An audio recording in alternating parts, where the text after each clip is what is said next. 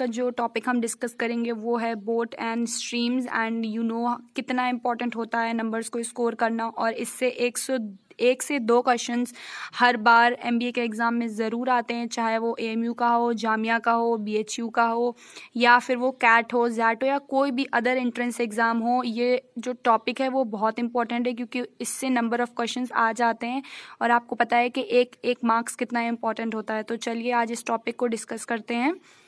सबसे पहले मेरे चैनल को सब्सक्राइब कर लीजिएगा क्योंकि मैंने सीरीज़ चालू की है एमबीए के लिए, जो भी क्वांट्स पढ़ना चाहते हैं उनके लिए स्पेशली। तो अगर आपने मेरी पुरानी वीडियोस नहीं देखी तो चैनल पर जाइए और मेरी वीडियोस को अभी देखिए।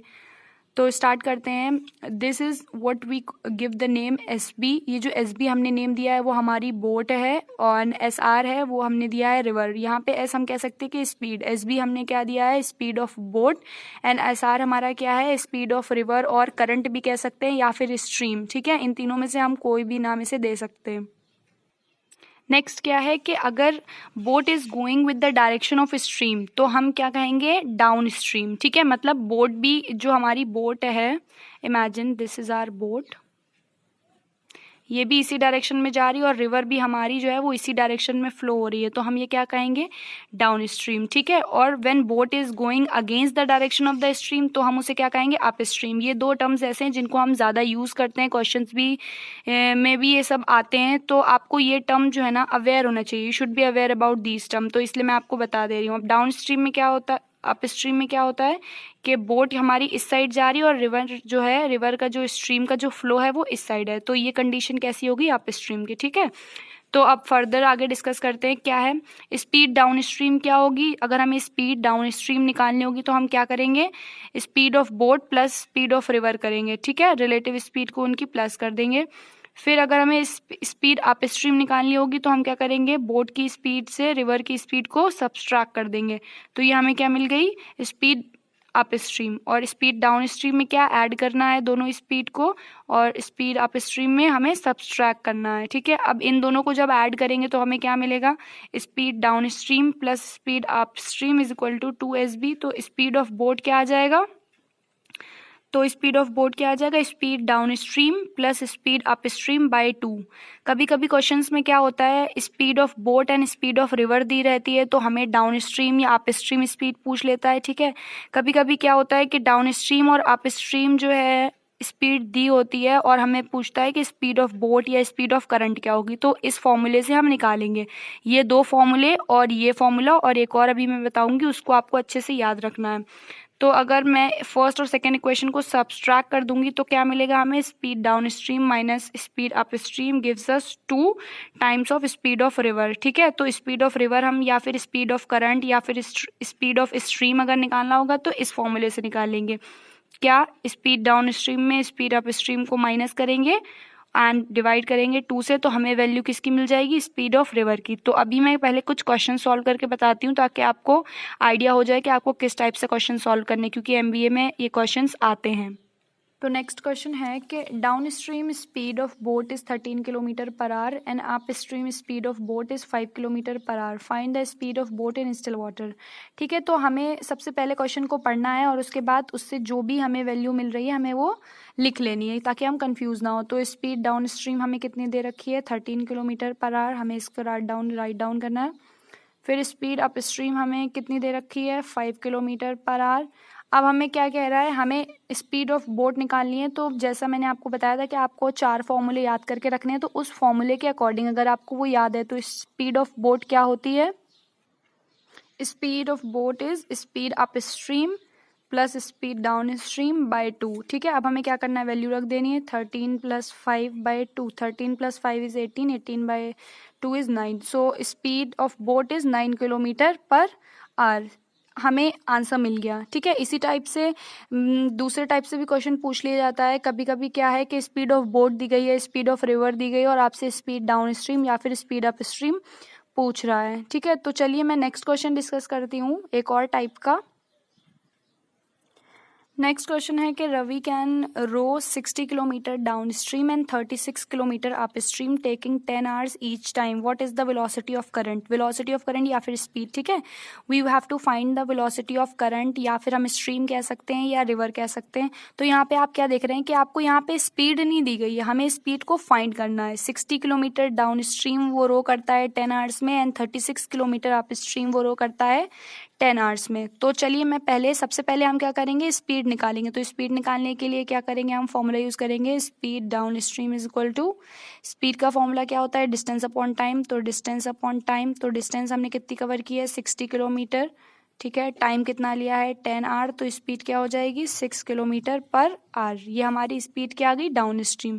अब हम स्पीड अप स्ट्रीम निकालेंगे सेम फॉर्मूले से. डिस्टेंस अपॉन टाइम, डिस्टेंस हमने कवर की है 36 किलोमीटर, टाइम कितना लिया है 10 आवर्स. तो ये आ जाएगा 3.6 किलोमीटर पर आवर. अब हमें स्पीड डाउन स्ट्रीम पता है, स्पीड अप स्ट्रीम पता है. तो स्पीड ऑफ, अगर हम रिवर या स्पीड ऑफ करंट निकालेंगे तो क्या हो जाएगा, speed downstream minus speed upstream by 2. Speed downstream is 6 kilometre minus speed upstream is 3.6 kilometre per hour and by 2. तो ये हमें वैल्यू मिलेगी सबसे पहले तो 2.4 बाय 2. तो आंसर जब ये डिवाइड करेंगे तो आंसर क्या आ जाएगा, 1.2 किलोमीटर पर आवर. ये क्या हो जाएगी हमारी स्पीड ऑफ रिवर. अगर इसी क्वेश्चन में स्पीड ऑफ रिवर नहीं स्पीड ऑफ बोट पूछता तो हम क्या करते,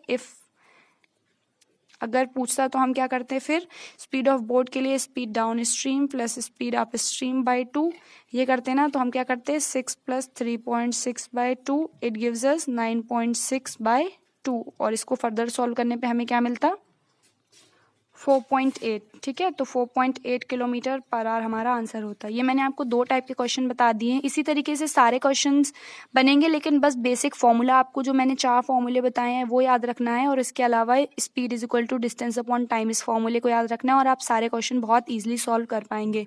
तो मैं आपको और क्वेश्चन डिस्कस करके बताती हूँ. तो चलिए नेक्स्ट क्वेश्चन डिस्कस करते हैं. Next question is asking a boat travel 48 kilometer upstream in 8 hours and 36 kilometer downstream in 9 hours. Okay, find the speed of boat in still water and speed of current water. तो हमने इससे पहले भी इसी type का question किया था. तो हमें क्या करना है, पहले हमें स्पीड अपस्ट्रीम निकालनी है.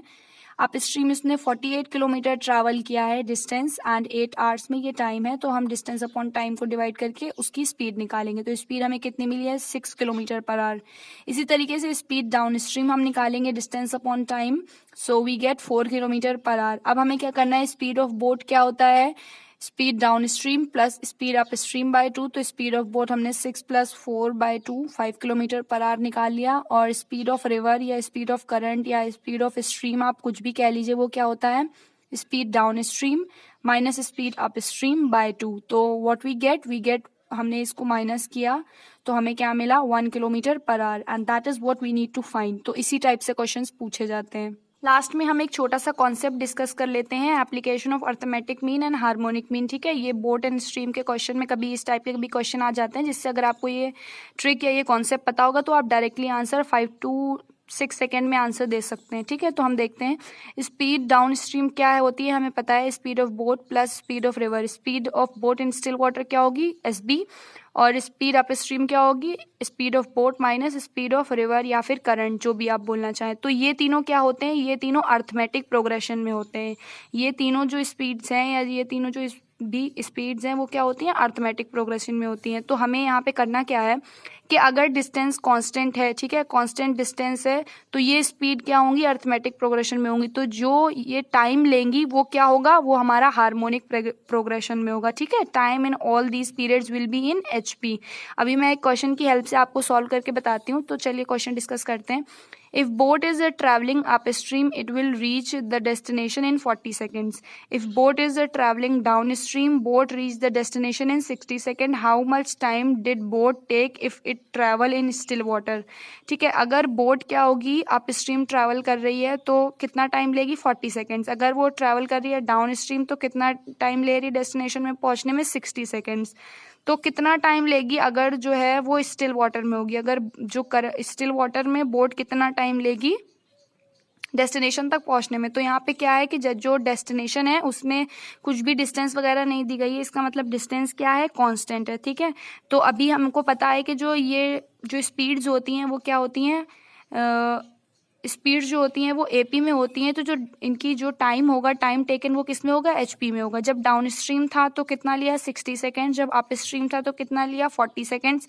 तो लेट करते हैं कि जो स्टिल वाटर में उसकी जो स्पीड होगी वो बी होगी, और एचपी को सॉल्व करने का हमें पता होता है मेथड क्या होता है, B is equal to 2 into 60 into 40 upon 60 plus 40। It means अगर जो मिडिल टर्म होगा, मिडिल टर्म की वैल्यू 2 टाइम्स होगी ऊपर वाले टर्म से प्लस नीचे वाले टर्म से अपॉन ऊपर वाले टर्म, और नीचे वाले टर्म को हम प्लस करेंगे, यहाँ पे इनटू होगा। ओके, ठीक है। ऊपर वाला टर्म मीन्स ये वाला, और ये वाला हम प्लस कर देंगे, और इससे हम सॉल्व कर लेते हैं। And this is what we called harmonic mean. अगर आपने पढ़ के रखा है तो बहुत अच्छी बात है।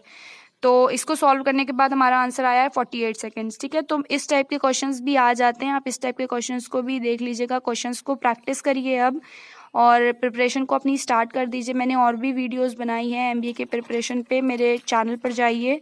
वैसे मैं लिंक डिस्क्रिप्शन बॉक्स में दे दूंगी, आप वहाँ से भी चेक कर सकते हैं। उन वीडियोस को देखिए। अगर कोई क्वेरी आ रही है तो कमेंट बॉक्स में कमेंट करिए। चैनल को सब्सक्राइब करना मत भूलिएगा। And thank you for watching this video. Do like the video.